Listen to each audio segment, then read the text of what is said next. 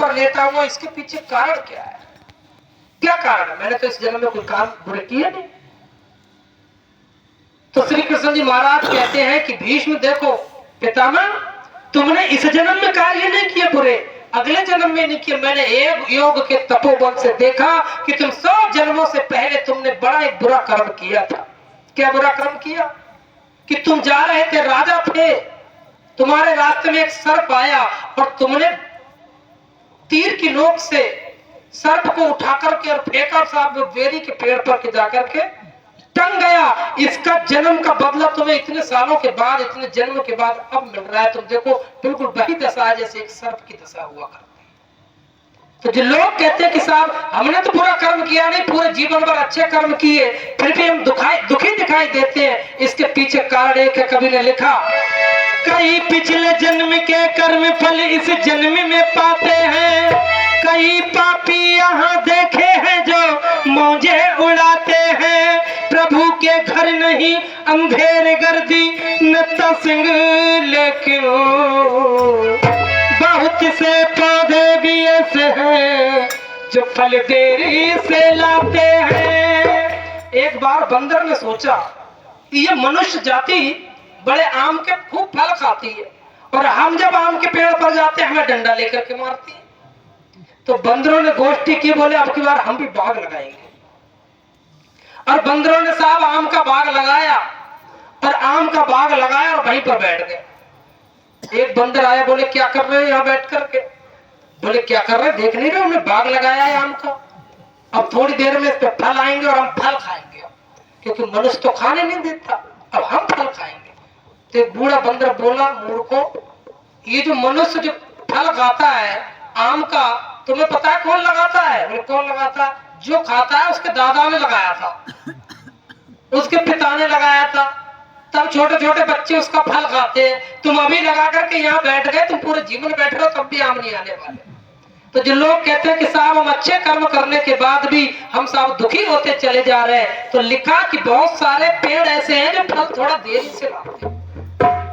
अखरोट का फल 30 साल में मिलता है, आम का फल 2, 4, 10 साल में मिल जाता होगा, गेहूं का फल 6 महीने में, 3 महीने में मिल जाता है। तो अलग अलग पौधों के फल अलग अलग होते हैं। तो हमारे कर्मों के फल हैं, कभी जल्दी आ जाते हैं, कभी देर में आते हैं, कभी कई जन्मों में आते हैं। इसीलिए कहा है अगर अपने जीवन के फल तुमको अच्छे अच्छे चाहिए तो अच्छे अच्छे कर्म करो, अच्छे अच्छे फल आते चले जाएंगे। जब आपने बुरे कर्म करना प्रारंभ कर दिए तो समझो बुरे कर्म आना प्रारंभ हो जाएंगे। किस तरह? अच्छा, खेत में सारे बीज पड़े होते हैं कि नहीं पड़े होते? गेहूं का आपने अगर बीज बोया तो उसमें जो घास जमती है उसको बीज बोना पड़ता है, अपने आप आ जाता है? बताओ तो जरा जोर से। अपने आप आ जाए। बोया तो नहीं था? कब आया? जब आपने गेहूं बोया। गेहूं के और उसकी जो खरपतवार होती है उसकी दोस्ती है। गेहूं बोओगे तो उसकी खरपतवार आएगी आएगी, वो साथ में अपने आप ही जम आएगी, क्योंकि उसको मौसम वैसा मिल गया है। ऐसे ही अपने जीवन में अगर आप बुरे कर्म करोगे तो बुरे कर्मों का फल साथ ही चलता है, उसका मौसम जैसा ही बनेगा आप बुरे कर्म करते चले जाओगे और बुरा फल मिलता चला जाएगा। इसीलिए ऋषियों ने, मुनियों ने, साधुओं ने, संतों ने, विद्वानों ने यही कहा है कि अपनी संगत अच्छी रखो। बुरे कर्म सबने किए दुनिया में, ऐसा कोई धर्मात्मा नहीं जिसने किसी न किसी जन्म में बुरे कर्म ना किए हो। अगर सब अच्छे कर्म हो जाए तो व्यक्ति मोक्ष को चला जाता है।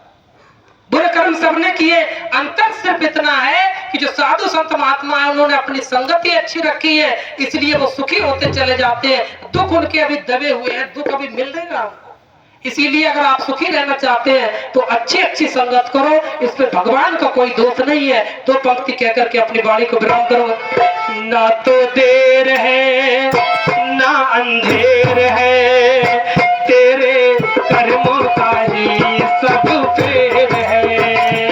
ना तो देर है ना अंधेर है, तेरे कर्मों का ही सब फेर है।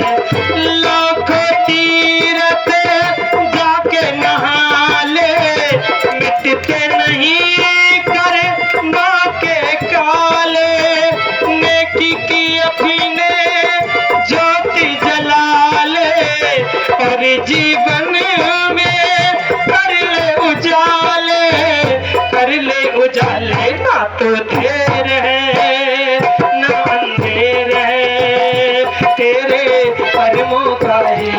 सब फेर है। नेकी जगत में जो तू करेगा, सर पर तेरे वो हाथ धरेगा।